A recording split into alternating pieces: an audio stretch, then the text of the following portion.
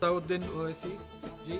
बहुत शुक्रिया जनाब चेयरमैन साहब। मैं सदर जमहूरिया के खुतबे के मोशन के खिलाफ बोलने के लिए खड़ा हुआ हूँ और मैं अपनी बात का आगाज़ उस मुल्क का नाम लेकर करना चाहता हूँ जिसका नाम लेने से हमारे मुल्क के वज़ीर आज़म डरते हैं और कांपते हैं। उस मुल्क का नाम चाइना है और इस चीन ने 45 साल के बाद भारत और चीन की सरहद पर हमारे 20 सिपाहियों को मार दिया और उनकी मौत, उनकी शहादत रायगा जाने जरी हुकूमत जिस मुकाम पर इनको मारा गया था उस मुकाम पर आज भारत की फौज TP4, TP8 तक हम पेट्रोलिंग नहीं कर सकते। आज अरुणाचल प्रदेश में चीन भारत के LAC में चीन ने गांव को बसा दिया।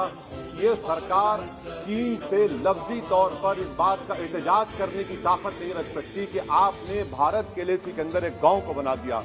नकुला सिकम में चीन घुस रहा है। आखिर क्या डर है उस हुकूमत को और खास तौर से वजीर आजम को कि वो चीन का नाम लेने से डरते हैं। भाई मुल्क की सलामियत का मसला है, मुल्क की जमीन पर चीन कब्जा करते जा रहा है और भारत के वजीर आजम चीन का नाम नहीं लेते। मैं उम्मीद करता हूं कि जब वजीर आजम अपना रिप्लाई देंगे तो वो हिम्मत दिखाएंगे और चीन का नाम लेकर कहेंगे कि चीन यहां पर इन जगहों पर घुसा हुआ है। सर, चीन आज भी अपना इंफ्रास्ट्रक्चर बढ़ा रहा है, वहां पर फौज को बढ़ा रहा है। मैं सरकार से जानना चाहता हूं कि जब बर्फ पिघल जाएगी दोबारा चीन हमला करेगा भारत की फौज पर, तो आप इसके लिए क्या तैयारी कर रहे हैं? और सर, मैं ये तकरीर इसलिए भी कर रहा हूं क्योंकि मैं एक आंदोलन जीवी हूं। मैं एक आंदोलन जीवी हूं, मुझे इसका फख्र है, इसलिए मैं खुल के बोल रहा हूं। अल्फाज छाप कर किसी से डर कर बोलना मेरी फितरत में नहीं है। अफसोस तो इस बात का होता है सर कि जिस जगह पर हमको इंफ्रास्ट्रक्चर बनाना था हमने टिकरी पर बना दिया। जिस जगह पर हमको वो इंफ्रास्ट्रक्चर बनाना था हमने सिंगूर में बना दिया। जो इंफ्रास्ट्रक्चर की जरूरत थी हमने गाजीपुर पर बना दिया, अरुणाचल प्रदेश में नहीं बनाया। आखिर हो क्या रहा है?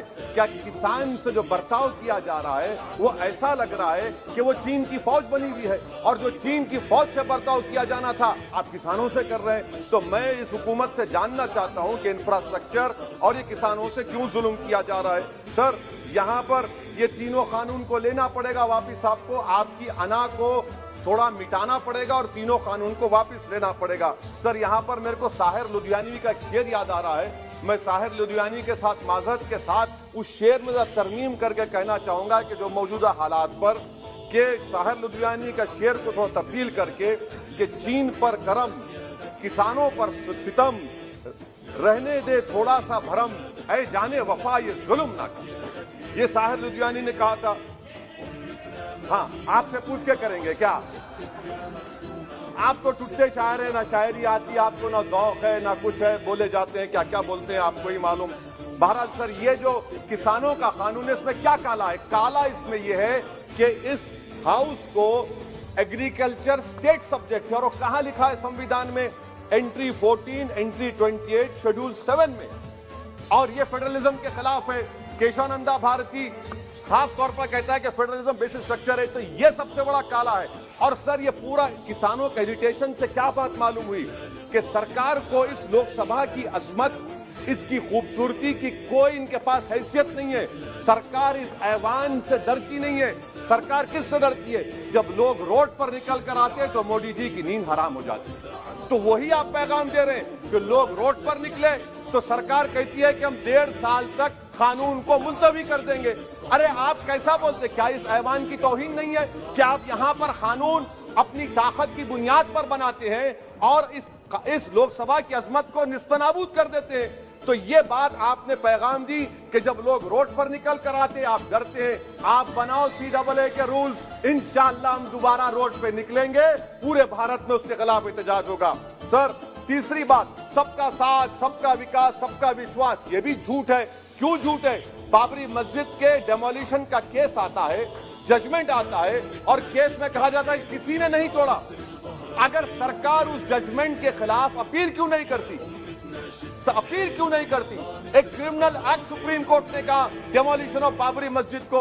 आप हुकूमत में हैं, आप अपील इसलिए नहीं कर रहे क्योंकि आप अपने लोगों को पैगाम देना चाहते हैं। क्या पैगाम देना चाहते हैं? कि बेटा काशी मथुरा में भी तोड़ दो, हम तुम्हारे साथ हैं। अपील नहीं करना चाहते बाबरी मस्जिद डेमोलिशन केस को। क्या आप इंसाफ पसंद नहीं है? क्या आप मजलूम के साथ नहीं खड़े रहना चाहते? क्या आप जालिमों को जेल में नहीं भिजाना चाहते जिन्होंने 6 दिसंबर को बाबरी मस्जिद को शहीद किया? आपकी खामोशी इस बात का इकरार है कि आप तशद्दुद पसंद है। आप जबर के नाम पर आपके पास कानून की बालादस्ती का कोई रोल नहीं है। सर, चौथा पॉइंट, आंदोलनजीवी पैरासाइट। सर, जमहूरियत की बका के लिए, संविधान की बका के लिए आंदोलन करना जरूरी है। और वजीर आजम या कोई बरसर इख्तिदार जमात के लोग अगर आंदोलनजीवी पैरासाइट का लफ्ज इस्तेमाल करेंगे तो मैं याद दिलाना चाहता हूं सर आपके जरिए से हुकूमत को कि हिटलर ने जर्मनी में यहूदियों के खिलाफ इनको कॉकरोचेस का, टर्माइट्स का, उसके बाद 20 मिलियन, आप देखते हैं कि 2 मिलियन से ज्यादा यहूदियों को गैस के चैम्बर में डाला गया। इस तरह के अल्फाज इस्तेमाल करने से क्या आप भारत में वही जर्मनी की तारीख को दोहराना चाहते हैं? और सर आप सुन लीजिए। जी सर, क्या सर बोलते समय में? हाँ सर, जी सर, आप आगे ना सर, आप प्रोटेक्ट करने मुझे, अब तो कोई फिक्र की बात नहीं और खुल के बोल सकते। आप आ गए सर, स्पीकर आ गए सर, अब तो क्या है सर, आप हमारे लिए है सर। यहाँ पर आंदोलनजीवी आंदोलन नहीं करना। अरे किसी शायर ने अच्छा कहा था कि जिसमें ना हो इनकलाब, मौत है वो जिंदगी, रूह है वम की हयात, कश है इनकलाब। सर, अब फॉरेन पॉलिसी पे आ जाइए। किसी ईना मीना डीका ने ट्वीट किया, आपने परेशान हो गए। ईना मीना डीका ने ट्वीट किया, आप खड़े हो गए। अरे कौन सी फॉरेन पॉलिसी आपकी? भारत के अतराफ में जितने पड़ोसी हैं, चीन हमला किया, कौन सा एक पड़ोसी है जो चीन के खिलाफ बोलता है? बताइए, कोई नहीं बोलता, मुंह नहीं खोलता। श्रीलंका में आप पोर्ट बना रहे हैं, किसके साथ? जापान के साथ। किसको काम मिल रहा था? आपके नूरे नजर को, आपके नूरे नजर को, आपके चहीते नूरे नजर को। श्रीलंका ने कहा हम भारत को नहीं बनाने देंगे टर्मिनल पोर्ट यहाँ पर। आप बताइए फॉरेन पॉलिसी।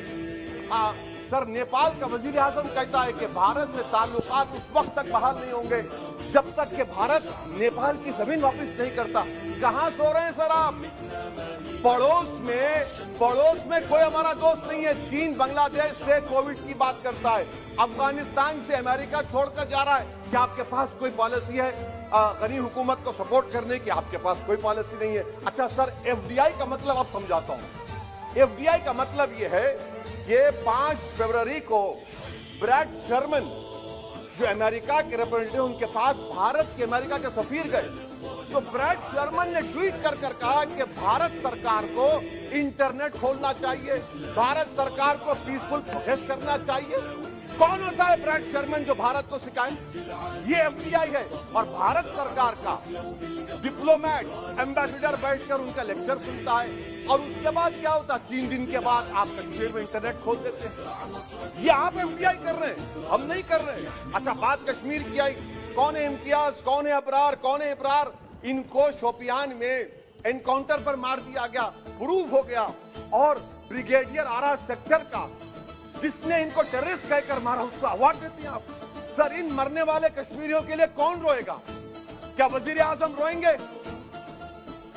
क्या वजीर आजम रोएंगे? क्या कोई रोएगा? अच्छा सर, एक और बात सर, एक और बात।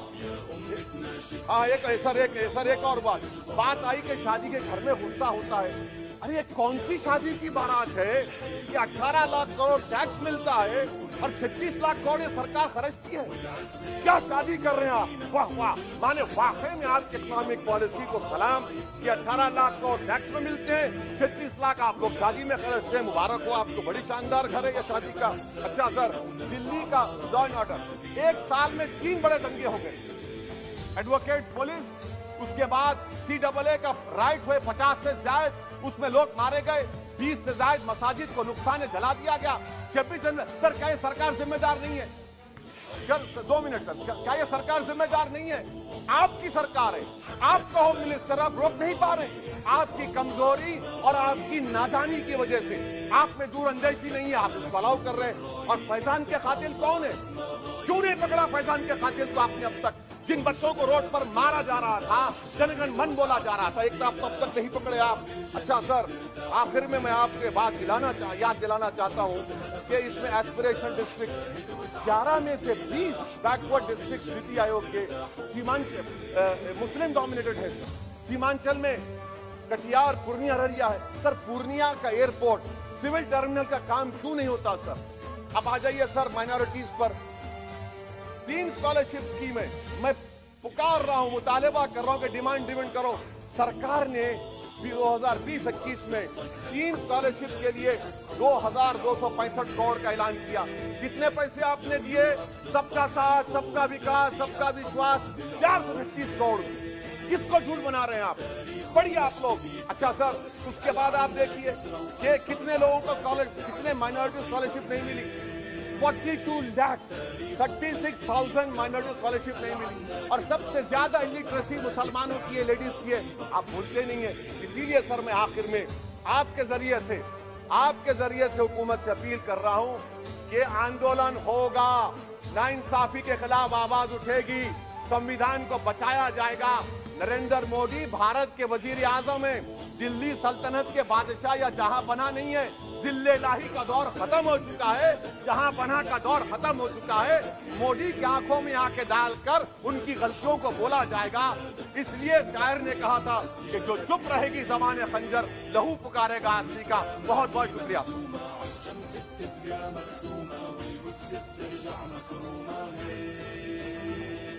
أمتنا ما هي مهزومة عالشمس بتبقى مرسومة